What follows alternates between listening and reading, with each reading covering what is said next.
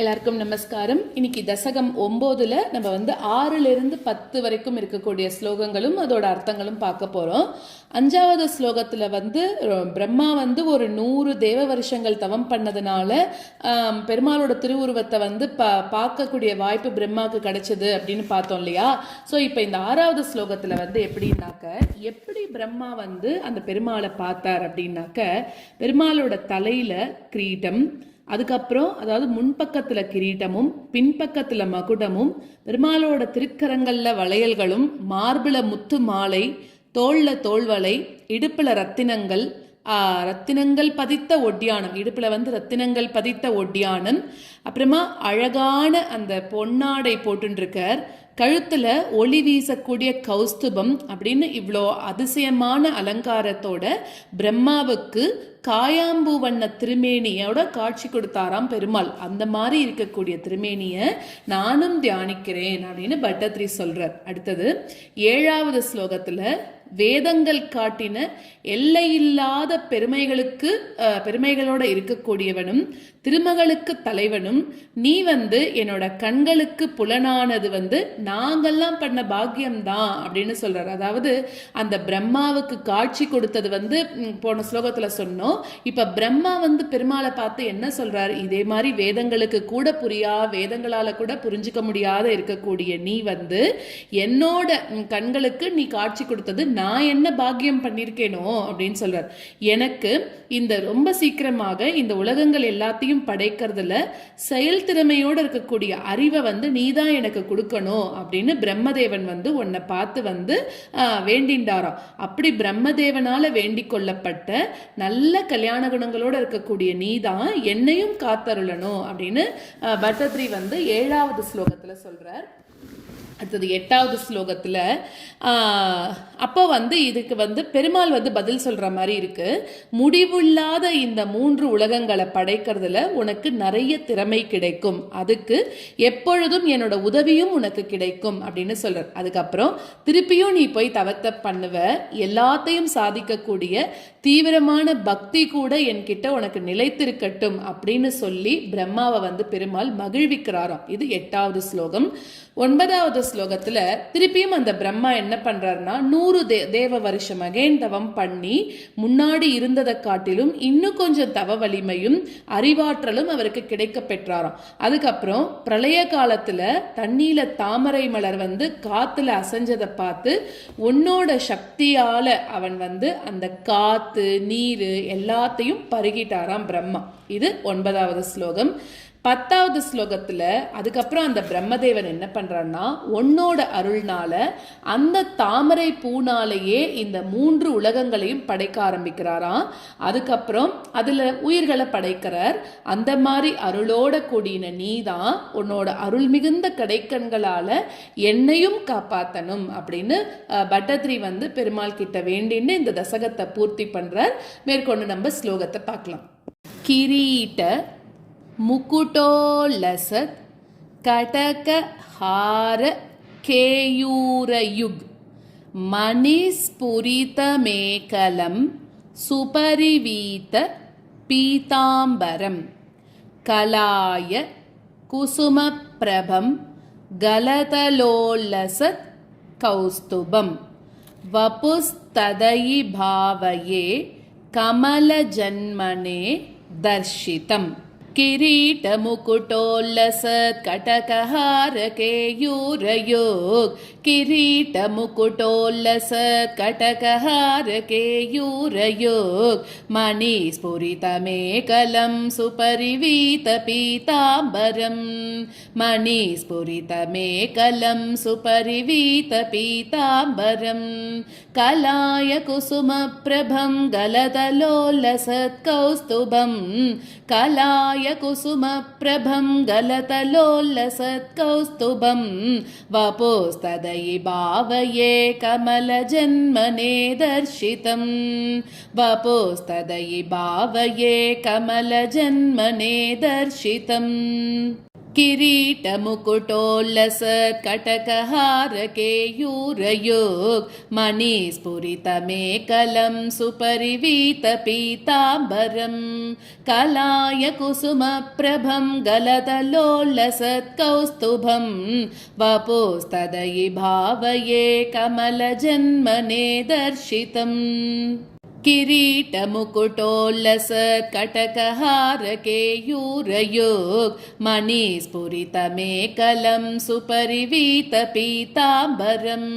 कलाय कुसुमप्रभं गलदलोल्लसत्कौस्तुभं वपुस्तदयि भावये कमलजन्मने दर्शितम् श्रुति प्रकर दर्शित प्रचुर वैभव श्रीपते हरे जय जय प्रभो पदमुपैषि दिष्ट्या दृशोः कुरुष्व धियमाशु मे भुवन निर्मितौ कर्मटाम् इति द्रुहिण वर्णित स्वगुण बंहिमा पाहि माम् श्रुति प्रकरदर्शित प्रचुर वैभव श्रीपते श्रुति प्रकरदर्शित प्रचुर वैभव श्रीपते हरे जय जय प्रभो पदमुपैषि दिष्ट्यादृशोः हरे जय जय प्रभो पदमुपैषि दिष्ट्यादृशोः कुरुष्व धियमाशु मे भुवन निर्मितौ कर्मटाम् कुरुष्व धियमाशु मे भुवन निर्मितौ कर्मटाम् इति द्रुहिण वर्णित स्वगुण बंहिमा पाहि माम् इति द्रुहिण वर्णित स्वगुण बंहिमा पाहि माम् श्रुति प्रकरदर्शित प्रचुर वैभव श्रीपते हरे जय जय प्रभो पदमुपैषि दिष्ट्यादृशोः कुरुष्व धियमाशु मे भुवन निर्मितौ कर्मटाम् इति द्रुहिण वर्णित स्वगुण बंहिमा पाहि माम् श्रुति प्रकरदर्शित प्रचुर वैभव श्रीपते हरे जय जय प्रभो पदमुपैषि दिष्ट्यादृशोः कुरुष्व धियमाशु मे भुवन निर्मितौ कर्मटाम् इति द्रुहिण वर्णित स्वगुण बंहिमा पाहि माम् लभस्व भुवनत्रयी रचनदक्ष तामक्षतां गृहान् मदनुग्रहं कुरु तपश्च भूयो विधे भवत्व किल साधनी मयि च भक्तिरत्युत्कटेत् उदीर्य गिरमादधा मुदितचेतसं वेधसम् लभस्व भुवनत्रयी रचनदक्षतामक्षतां लभस्व भुवनत्रयी रचनदक्षतामक्षतां गृहान् मदनुग्रहं कुरु तपश्च भूयो विधे गृहान् मदनुग्रहं कुरु तपश्च भूयो विधे भवत्व किल साधनी मयि च भक्तिरत्युत्कटेत् भवत्व किल साधनी मयि च भक्तिरत्युत्कटेत् उदीर्य गिरमादधा मुदितचेतसं वेदसम् उदीर्य गिरमादधा मुदितचेतसं वेदसम् लभस्व भुवनत्रयी रचनदक्षतामक्षतां गृहान् मदनुग्रहं कुरु तपश्च भूयो विधे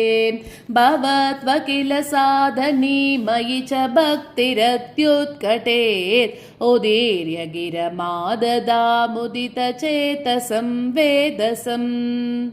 लभस्व भुवनत्रयी रचनदक्षतामक्षतां गृहानमदनुग्रहं कुरु तपश्च भूयो विधे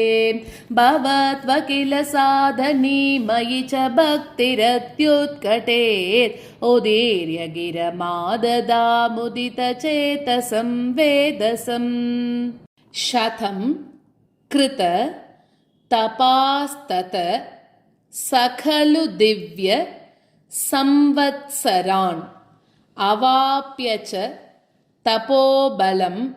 मतिबलं च पूर्वादिकम् उदीक्ष्य किल कंपितं पयसि पंकजं वायुना भवत् बल विजृंभित पवनपातसि पीतवान्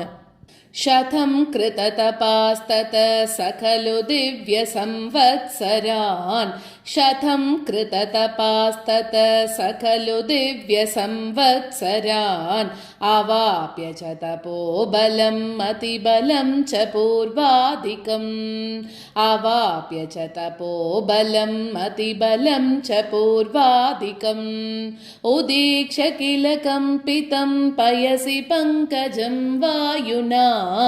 उदीक्ष्य किल कंपितं पयसि पंकजं वायुना भवद्बलविजृम्भितः पवनपातसि पीतवान् भवद्बलविजृम्भितः पवनपातसि पीतवान् शतं कृततपास्तत सकलु दिव्य संवत्सरान् अवाप्य च तपोबलं मतिबलं च पूर्वादिकम् उदीक्ष्य किल कंपितं पयसि पंकजं वायुना भवद्बलविजृम्भितः पवनपातसि पीतवान् शतं कृततपास्तत सकलु दिव्य संवत्सरान् अवाप्य च तपोबलं मतिबलं च पूर्वादिकम् उदीक्ष्य किल कंपितं पयसि पंकजं वायुना भवद्बलविजृम्भितः पवनपातसि पीतवान् तवैव कृपया पुनः सरसिजेन तेनैव सह प्रकल्प्य भुवनत्रयीं प्रववृते प्रजा निर्मितौ तथा विध कृपाभरो गुरुमरुत्पुराधीश्वर त्वमाशु परिपाहि मां गुरुदयोक्षितैर्ईक्षितैः